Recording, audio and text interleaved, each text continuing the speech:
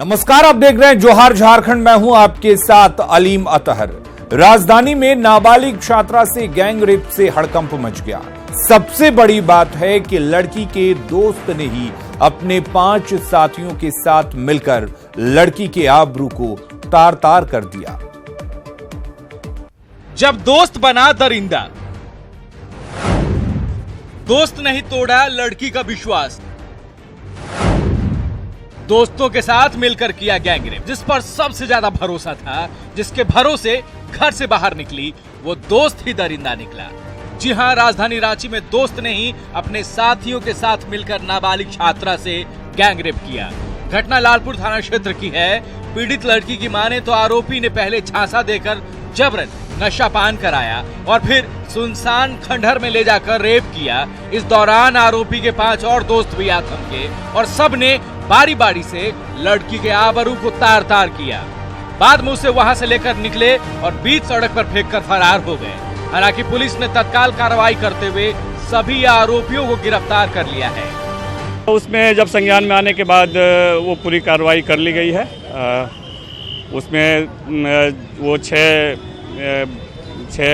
नाबालिग हैं, उस पर हम लोगों ने जांच कर रखा है और अभी बाकी जांच चल रहा है उसमें। राजधानी में गैंगरेप की इस घटना से हड़कंप मच गया। पुलिस प्रशासन के साथ ही राज्य महिला आयोग भी एक्शन में उतर आया। आयोग की टीम तत्काल महिला थाने पहुंची और पीड़िता का बयान दर्ज कराया। लड़की जो बयान दे रही है, उस बयान से ये अपना बॉयफ्रेंड के तहत उसको बुलाया गया, कहीं एक रूम में सुनसान में ले जाया गया और उसके बाद इसको कुछ पिलाया गया। को तो गुस्से में भी थी, शायद कुछ अपने भी पी और कुछ लोगों ने पिला के, और इसके साथ इस तरह का वारदात हुआ है। सामूहिक दुष्कर्म की घटना से कई सवाल खड़े हो गए हैं, साथ ही समाज के लिए खतरे की घंटी भी, क्योंकि जिस तरह से दोस्त ने ही गैंगरेप की कहानी गढ़ी, वो समाज की नैतिकता में आ रही गिरावट को बयां कर रही है। अगली खबर का रुख करते हैं। महागठबंधन में अब माइनॉरिटी कैंडिडेट पर तकरार शुरू हो गई है। जेएमएम ने कांग्रेस को अल्पसंख्यक उम्मीदवार बनाने की सलाह दी तो कांग्रेस ने नसीहत न देने की सलाह के साथ ही बॉल वापस जेएमएम जेवीएम के पाले में ही डाल दी।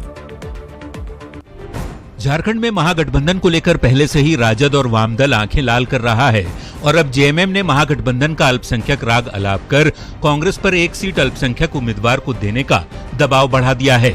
जेएमएम के नेता हाजी हुसैन अंसारी ने कहा कि 19 विधायकों के बावजूद जेएमएम महज 4 लोकसभा सीट के लिए तैयार होकर पहले ही कुर्बानी दे चुका है।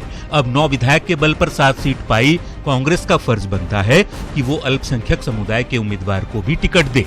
जेवीएम के पास तो अब 1 रह गया, वो 2 ले रहा है। आरजेडी के पास 1 भी नहीं, 1 दे रहा है। हम चाहेंगे जो 7 सीट जो मिल रहा है कांग्रेस को, उसमें चाहिए बड़ी पार्टी है वो, उसको 1 सीट माइनॉरिटी को देना चाहिए। जेएमएम ने अल्पसंख्यक प्रेम दिखाने के लिए कांग्रेस पर तीर छोड़ा तो जवाब कांग्रेस की ओर से आने में देर भी नहीं लगी। झामुमो को नसीहत नहीं देने की सलाह देने के साथ ही कांग्रेस ने कहा कि सहयोगी दल जेएमएम जेवीएम गोड्डा, कोडरमा, गिरिडीह में से किसी एक सीट पर अल्पसंख्यक को उम्मीदवार बनाए। तो जैसे गोड्डा है, कोडरमा है, गिरिडीह है, ये अल्पसंख्यकों के प्रभाव वाले क्षेत्र हैं जहां से नुमाइंदगी भी पिछले दिनों होती रही है। तो मैं समझता हूं कि जरूर झारखंड मुक्ति मोर्चा और हमारे दूसरे सहयोगी इस बात को भी महत्व देंगे और अल्पसंख्यकों के हितों की अनदेखी नहीं हो। झारखंड में अल्पसंख्यक समुदाय की एक मुश्त वोटों पर विपक्षी दलों की नजर है, तो इस बात का डर भी है कि गोड्डा में कांग्रेसी नेता फुरकान अंसारी की जगह जेवीएम के प्रदीप यादव को उम्मीदवार बनाने से कहीं अल्पसंख्यक समुदाय नाराज न हो जाए और उसका फायदा बीजेपी को न मिल जाए। ऐसे में अब देखना होगा कि महागठबंधन के बड़े नेता अल्पसंख्यक उम्मीदवार को लेकर शुरू हुआ खटराग समाप्त करने की राह कैसे निकालते हैं। उपेंद्र कुमार, न्यूज़ 18, रांची। झारखंड में महागठबंधन के सहयोगी दलों के बीच सीटों के बंटवारे का ऐलान 23 मार्च तक कर दिया जाएगा। प्रदेश कांग्रेस विधायक दल के नेता आलमगीर आलम ने रांची में बताया कि आरजेडी और वाम दलों की सारी मांग पूरी नहीं हो सकती है। लेफ्ट को 1 सीट देने की पेशकश की गई है, जबकि आरजेडी को पलामू या चतरा में से 1 सीट दी जा सकती है। एकजुट हो और हम लोग चाहेंगे कि 1 सीट उनको मिले, लेकिन अभी तक उन लोग का जो आ रहा है बयान आपका हजारीबाग, कोडरमा, धानबाद में वो चुनाव लड़ना चाहता है, तो निश्चित तौर पर 3 सीट तो देना संभव नहीं है। कांग्रेस पार्टी चाहती है कि वाम दल जो है वो 1 सीट ले।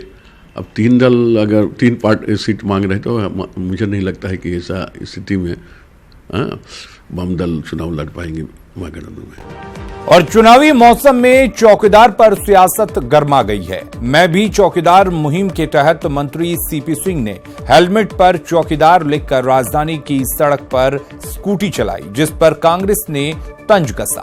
एक रिपोर्ट। चुनावी समर में इस बार चौकीदार शब्द सबसे ज्यादा हिट है। कांग्रेस ने चौकीदार चोर है का स्लोगन क्या निकाला, बीजेपी इसके काट में इस शब्द को अलग तरीके से ही भुनाने में लग गई।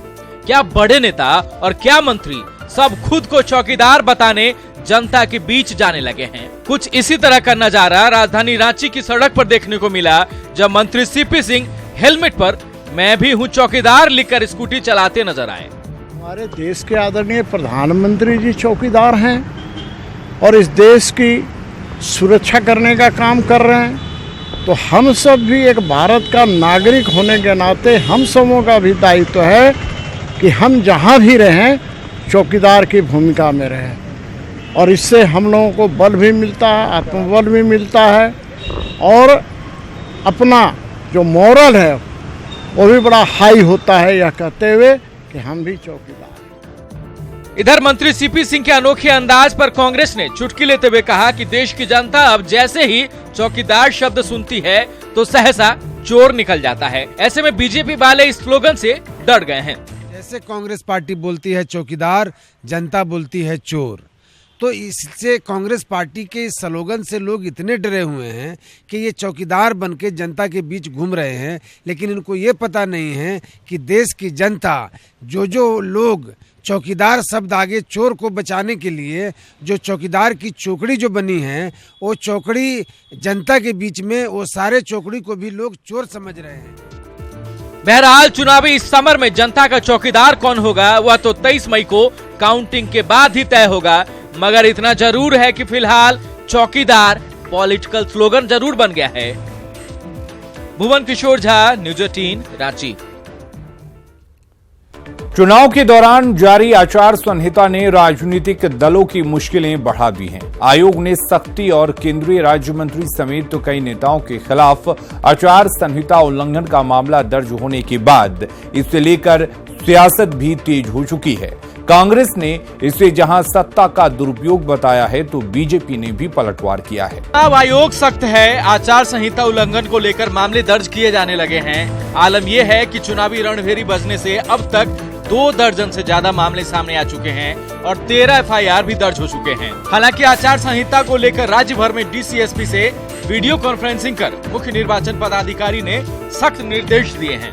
न्यूज़पेपर में भी आए हुए हैं कई बार आचार संहिता की सख्त पालन किया जाए, जितना CA का इंस्ट्रक्शन है, और मॉरल कोड ऑफ कंडक्ट में जो भी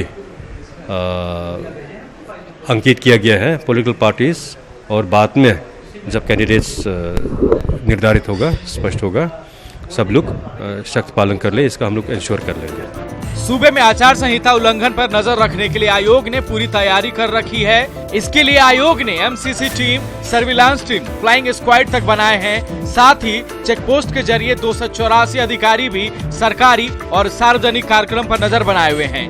यही वजह है कि केंद्रीय राज्य मंत्री जयंत सिन्हा समेत कई नेताओं का उल्लंघन का मामला सामने आया और उन पर मामले दर्ज किए गए। हालांकि इसके बाद कांग्रेस ने जहां बीजेपी पर सत्ता के दुरुपयोग का आरोप लगाया है, तो वहीं बीजेपी ने पलटवार करते हुए कांग्रेस पर तंज कसा है कि वो चुनाव लड़ना छोड़ आचार संहिता उल्लंघन मामले की गिनती ही करे। और भारतीय जनता पार्टी का एक मानसिकता हो गया कि सरकार हमारी है, देश में है, प्रदेश में है, हम कुछ भी करेंगे तो हम निकल जाएंगे। लेकिन कानून जो अपना तरीका से अपना काम करेंगे, जो भी इसका उल्लंघन करे उस पर कानूनी कार्रवाई होनी चाहिए। कि कांग्रेस को चुनाव लड़ने की बजाय पूरे झारखंड के अंदर भारतीय जनता पार्टी के नेताओं और कार्यकर्ताओं पर कितने चुनाव आचार संहिता के केस हो रहे हैं, इसका रिकॉर्ड रखने का काम करें, ये उनके लिए काम आएगा। ये मेरा सुझाव कांग्रेसियों को है, विपक्षियों को है। चुनाव के दौरान आचार संहिता का सख्ती से पालन कराने को लेकर आयकर विभाग की टीम के साथ ही हर जिले में धन बल का प्रयोग रोकने के लिए जिला स्तर पर मॉनिटरिंग सेल गठित की गई है। साथ ही राज्य स्तर पर आयकर, उत्पाद और पुलिस विभाग के साथ चुनाव आयोग की टीम भी गठित की गई है। चुनाव के दौरान कैश ट्रांजैक्शन पर भी आईटी और ईडी की नजर रहेगी, जिसके लिए बैंकों को खास निर्देश दिए गए हैं। भुवन किशोर झा, न्यूज 18, रांची। प्रख्यात कवि और राजनीतिज्ञ कुमार विश्वास ने न्यूज 18 की मुहिम बटन दबाओ देश बनाओ की प्रशंसा की है। कुमार विश्वास ने कविता के माध्यम से मतदाताओं को मतदान का महत्व बताया और ज्यादा से ज्यादा मतदान करने की अपील की। वहीं प्रख्यात हास्य कवि सुदीप भोला ने मतदाताओं को जागरूक करने के लिए चलाए जा रहे मुहिम बटन दबाओ देश बनाओ की प्रशंसा की।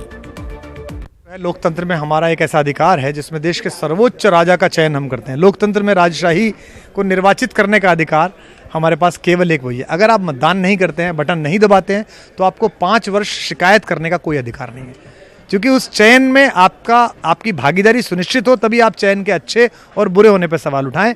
और जितने भी लोग सुन रहे हैं उन सबसे कहना है कि जिंदा लोहे को भी औजार बनाने वाले, अपने आंसू को भी हथियार बनाने वाले हमको बेकार समझते हैं सियासतदां, मगर हम हैं इस मुल्क की सरकार बनाने वाले। तो आप और मैं इस देश की सरकार बनाने वाले हैं, इसलिए मतदान के दिन जरूर जाइएगा, बटन दबाइएगा।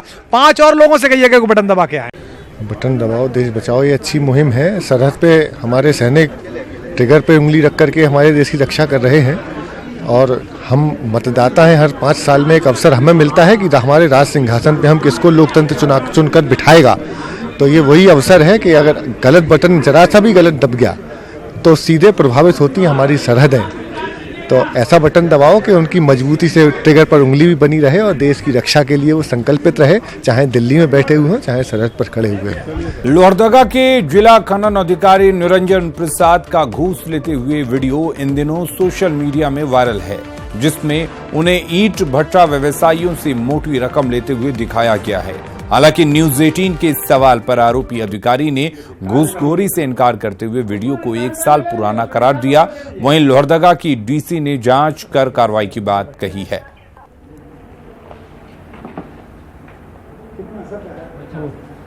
बहुत पुराना हमको लगता है, किसी को कहीं कोई क्लिप लेकर के दिया गया हुआ है। पूरा वीडियो हम नहीं देख पाए हैं, लेकिन हमको लगता है कि वो जो वीडियो है, वो जो भट्ठा वाले लोग बैटरी इन्वर्टर के लिए किए थे चंदा करके, उसी का है वो लोग। उसके खिलाफ भी जो है वो जो वीडियो है उसकी प्रति हमें मिली है और हमने विभाग को सूचित कर दिया गया है कि वो वीडियो जो है उसको जांच करवा के उसके बाद उस पर जो भी एक्शन हो, एप्रोप्रिएट एक्शन लिया जाए। रांची के कोतवाली थाने में एक युवक ने आज जमकर बवाल काटा। युवक खुद को बीजेपी रांची का जिला महामंत्री का बेटा बता रहा था। कोतवाली थाने में युवक ने थाने में मौजूद पुलिसकर्मियों के साथ हाथापाई भी की और पुलिसकर्मियों को सबक सिखाने की चेतावनी भी दी। वहीं थाने में बवाल काटने से पहले युवक ने सार्जेंट मेजर के साथ सड़क पर भी बदतमीजी की और सार्जेंट की गाड़ी में तोड़फोड़ भी की।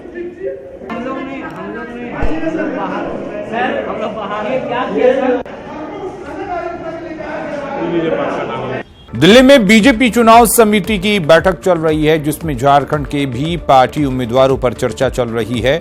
उम्मीद है कि आज बीजेपी के उम्मीदवारों की पहली सूची जारी की जाएगी। इसे लेकर सीएम रघुवर दास भी दिल्ली में हैं। ऐसे में पार्टी नेताओं के दिलों की धड़कनें तेज हो गई हैं। दरअसल बीजेपी झारखंड की 14 में से 13 सीटों पर चुनाव लड़ने जा रही है। हर सीट पर कई बीजेपी नेताओं ने टिकट का दावा ठोक दिया है।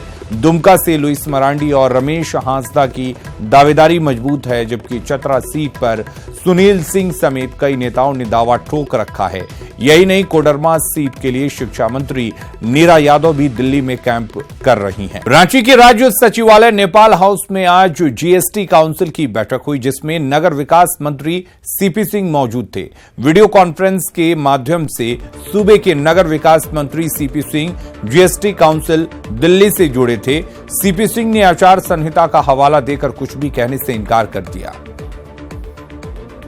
जीएसटी काउंसिल की जो 33वीं मीटिंग दिल्ली में हुई थी, उसी में कुछ चीज़ें थी जो आज वीडियो कॉन्फ्रेंसिंग के माध्यम से चीज़ें हुई हैं और ये इलेक्शन कमीशन ऑफ इंडिया से अनुमति लेने के बाद हुई है। चूँकि क्या निर्णय हुए और नए निर्णय हुए इसके बारे में जो जानकारी देने का अधिकार ऑफिशियल्स है, इसलिए पॉलिटिकल व्यक्ति नहीं दे सकता और मैं पॉलिटिकल व्यक्ति हूँ, इसलिए मैं इसके बारे में कुछ नहीं दूंगा।